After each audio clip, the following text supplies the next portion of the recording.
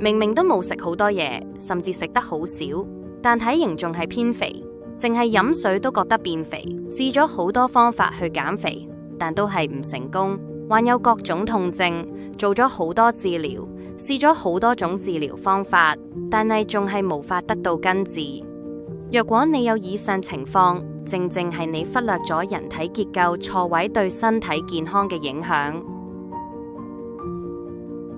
人體結構學源自台灣林良全老師，佢將人體結構分為皮、肉、骨三層，便於理解及解釋。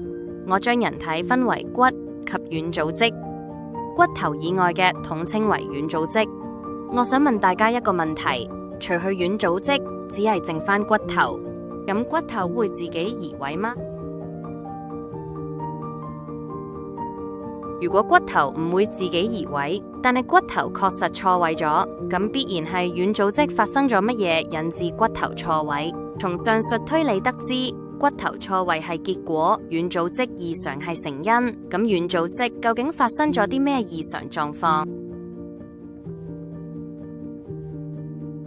軟組織究竟發生咗乜嘢異常狀況？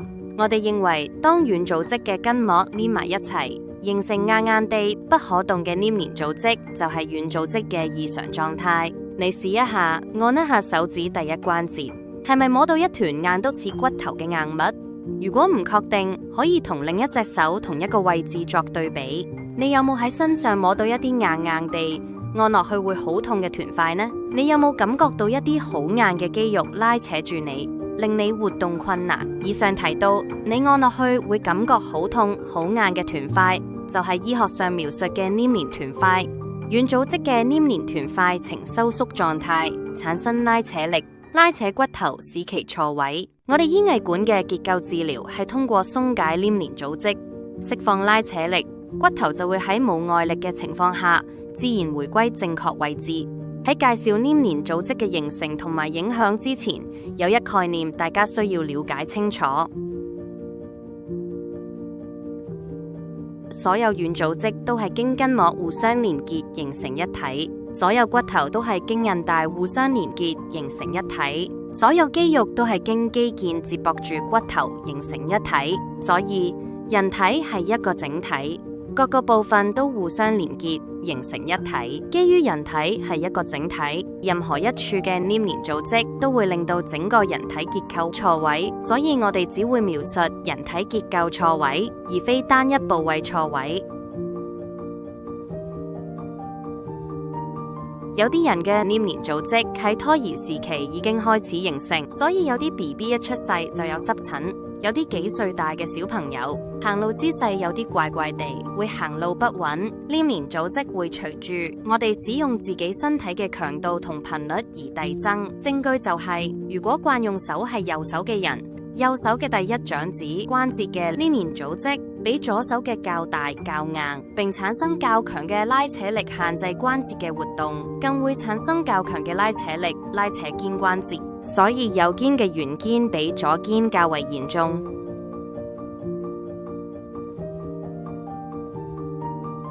另外，任何外傷，例如因劇烈碰撞而形成嘅瘀塊，愈後形成一啲硬嘅團塊；長期受壓而形成嘅團塊，例如胸圍嘅鋼圈，長期壓住胃腕、胸脅而形成一啲硬嘅團塊；而手術、燒傷、電療後留低嘅疤痕組織，都屬於黏連組織。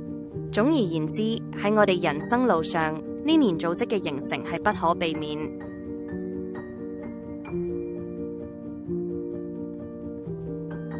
黏連組織咧會拉扯到骨頭，令到骨頭錯位。咁基於咧人體咧各個部分咧都係環環相扣嘅，咁即係會令到成個人體咧會一齊錯位，好似扭毛巾咁樣扭住咗。咁喺呢一個狀態之下咧，裏邊嘅軟組織同埋血管會處於咩狀況呢？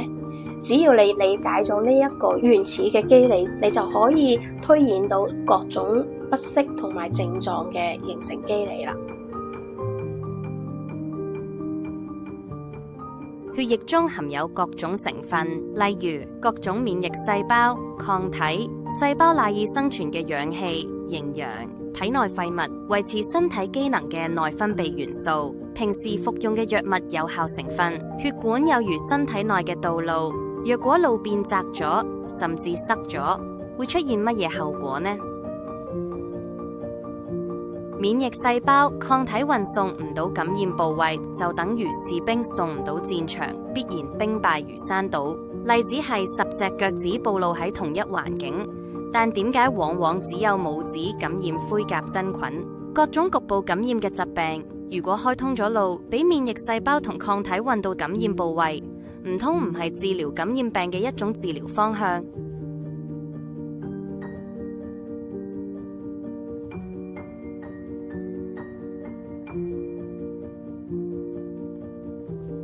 細胞得唔到營養，氧氣補充，引致細胞瘦弱、餓死。例子係食唔肥、皮膚乾燥、面色萎黃、脫髮等。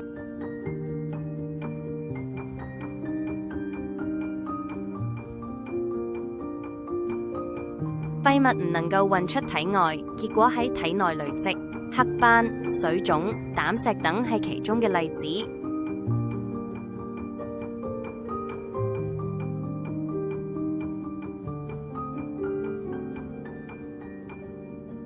維持身體機能嘅內分泌元素唔能夠有效運送到目的地，身體功能就會出現異常，例如會出現潮熱盜汗。如果血管唔通或者變窄咗，藥物嘅有效成分能夠送到該要起作用嘅部位呢？藥物嘅有效成分唔能夠運送到病發位置，所以服藥無效。大家係咪有此經歷？年輕嘅時候食西藥感冒藥好快就好啦，但係中年以後食西藥感冒藥卻藥效差咗，甚至副作用明顯多咗。若果病情嚴重，開路之餘配合藥物治療，會唔會有更好嘅效果？當整體血管都變窄咗，會出現咩狀況？試想象一下，我哋壓扁咗水管，水壓會出現咩狀況？人體結構錯位會隨住年紀越嚟越嚴重，即血管變窄嘅程度會遞增，所以高血壓一般都會喺中老年人身上出現。血壓上升，血管破裂嘅風險隨之上升。血管破裂若果發生喺腦部，就係出血性中風，致命率甚高。當某啲部位受到擠壓，但係血量不變，血液就會流去冇受到擠壓嘅部位。但係當血量超出血管可承受程度，就會出現病變，例如靜脈曲張。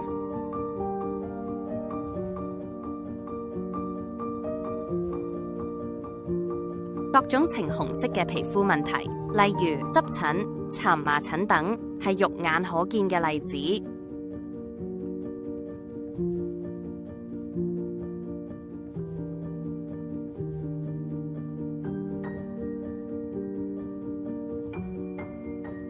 相同情況會唔會發生喺肉眼見唔到嘅地方？慢性發炎係肉眼不可見嘅例子。若果發生喺重要器官如腎臟，慢性腎炎就會發生。該內臟器官會因此而變形。變咗形嘅內臟器官早期表現為功能異常，例如心臟受到胸肋骨擠壓，早期會表現為心律不齊、心悸等。有啲甚至儀器檢查唔出啲乜嘢，但患者就係感覺到組織長期受壓會壞死，褥瘡就係其中一例子。咁長期受壓嘅內臟器官呢？內臟組織會唔會出現如褥瘡般嘅壞死發炎狀況，因而表現為功能失常？呢個正正解釋點解有啲個案佢哋身形瘦削，飲食習慣健康，但係卻患有高膽固醇。除咗組織發炎壞死之外，長期受壓嘅內臟會唔會因此形成黏連組織呢？互相黏黏一齊嘅內臟組織會易變成腫瘤嗎？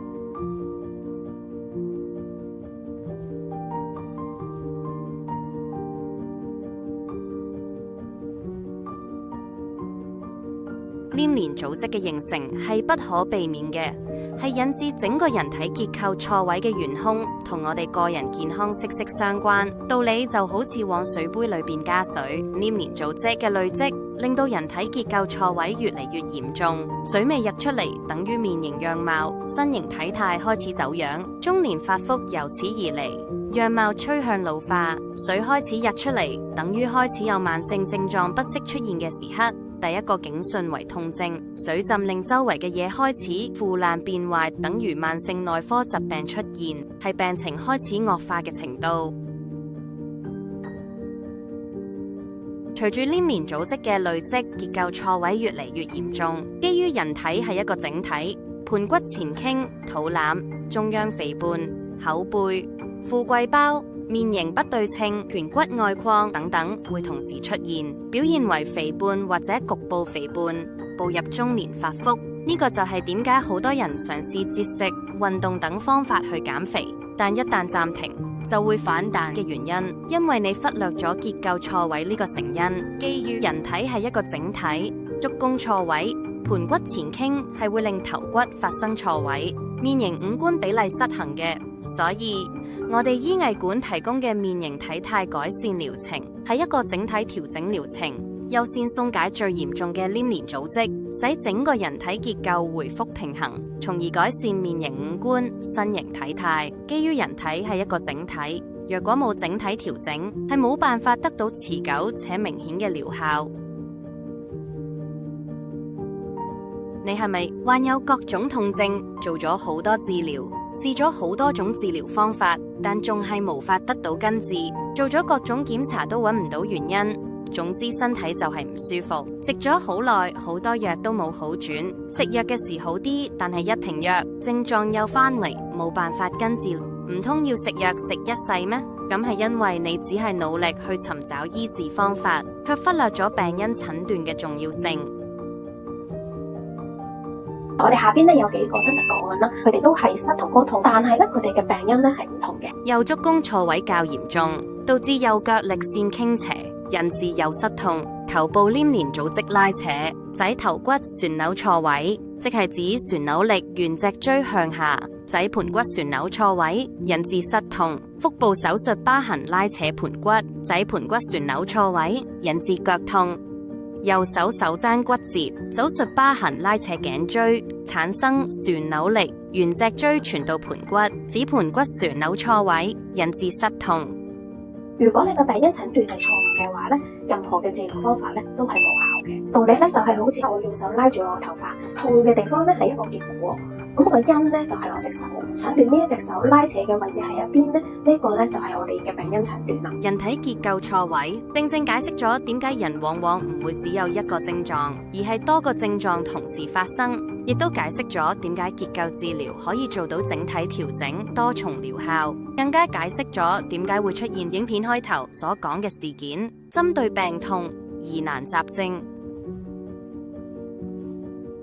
我哋醫藝館提供嘅係還原結構治療，係一個整體調整療程，優先鬆解最嚴重嘅黏連組織，使人體結構回復平衡，從而改善血液循環，最終消除病痛。如果冇針對病因作整體調整，療效係冇辦法持久且明顯嘅。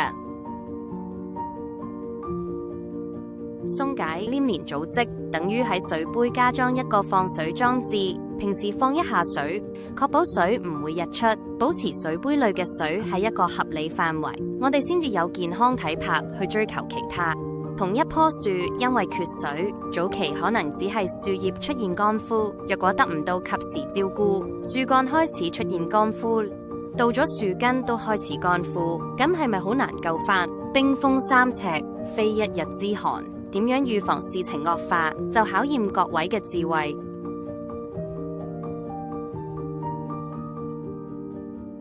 我哋唔係咧，只係從人體結構呢一個角度咧去思考一切疾病嘅形成，排除咗飲食、情志、生化物質、病毒細菌對人體嘅影響，而係提出一個咧大家可能都忽略咗嘅一個角度：食藥、湯水、飲食呢一個咧係從化學層面去改善我哋人體嘅健康，但係咧係咪可以有效咁樣改善結構錯位呢一個物理性嘅因素呢？如果唔可以，你覺得結構治療會唔會係值得一試嘅治療方法？一個結果可以由幾個成因綜合而引致嘅，一個成因亦都可以引致多個結果。我哋希望大家可以綜合全面去分析，先至能夠揾出真正嘅病因，如此先至能夠得到根治，甚至喺呢度基礎上面做好預防，保持健康體魄同埋年輕樣貌，去追求美滿人生。想了解更多關於醫藝館嘅治療方法，請參閱我哋嘅網頁。